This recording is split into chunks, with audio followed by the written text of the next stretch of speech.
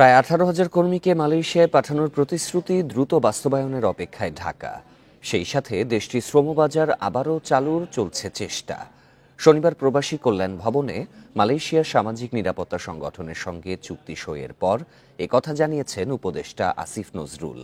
এ সময় রেমিটেন্স যোদ্ধাদের জন্য বিমানবন্দরে 1 মাসের মধ্যে লাউঞ্জ চালুর উদ্যোগের কথাও জানান তিনি।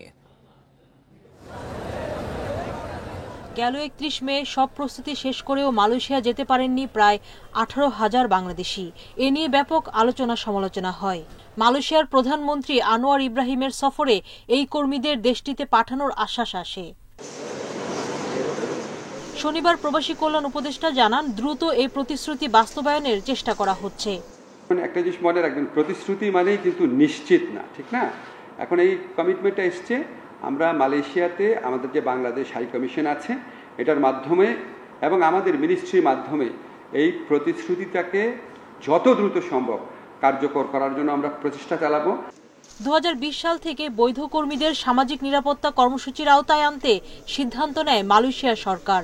এরই ধারাবাহিকতায় দেশটির শ্রম মন্ত্রণালয়ের অধীন সামাজিক নিরাপত্তা সংগঠন পারকেসু এবং বাংলাদেশের ওয়েজার্নার্স কল্যাণ বোর্ডের চুক্তি হলো ঢাকায়।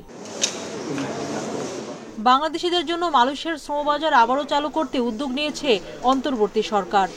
মালয়েশিয়াতে আবার এই বাজারটাকে ওপেন করা, যাতে আমরা নতুন করে শ্রমিক পাঠাতে পারি। রিক্রুটমেন্ট প্রসেসটাকে ওপেন করে দেওয়ার জন্য সকল আপনারা যারা রিক্রুটিং এজেন্সি আছে সবার জন্য ওপেন করার জন্য, ট্রান্সপারেন্ট করার জন্য। থার্ড বলেছিলাম যে ওনাদের ওখানে একটু ওয়েজেস বাড়ানো যায় কিনা। রেমিটেন্স যোদ্ধাদের বিমানবন্দরে ভিআইপি সুবিধার পাশাপাশি মধ্যপ্রাচ্যের প্রবাসী কর্মীদের জন্য আলাদা লাউঞ্জ তৈরির নেওয়া হয়েছে উদ্যোগ। সুলতানা জাহান মিতু, ইন্ডিপেন্ডেন্ট নিউজ, ঢাকা।